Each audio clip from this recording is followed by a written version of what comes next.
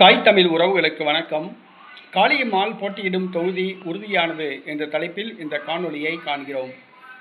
காளியம்மாள் போட்டியிடும் தொகுதி உறுதியானது என்ற தலைப்பில் இந்த காணொளியை காண்கிறோம். காளியம்மாள் இதுவரை 2 பாராளுமன்ற தேர்தலிலும் ஒரு சட்டசபை தேர்தலிலும் போட்டியிட்டுள்ளார் நாம் தமிழர் கட்சி சார்பாக. தற்பொழுது அவர் புதிதாக தமிழக வெற்றி கழக வேட்பாளராக களமிறங்குகிறார்.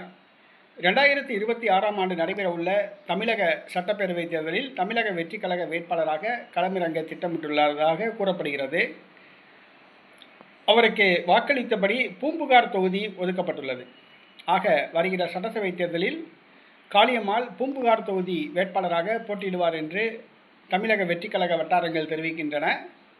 அதற்கான வேலையை காளியம்மாள் துவங்கிவிட்டதாக கூறப்படுகிறது. ஆதவ் அர்ஜுனா தேர்தல் செலவினை ஏற்றுக்கொண்டதாக கூறப்படுகிறது. ஆக காளியம்மாள் தமிழக வெற்றி கழக வேட்பாளராக பூம்புகார் தொகுதியில் போட்டியிடுகிறார். தேர்தல் சூடுபிடிக்கும். ஆதவ் அர்ஜுனா முழு செலவையும் ஏற்றுக்கொண்டுள்ளார்.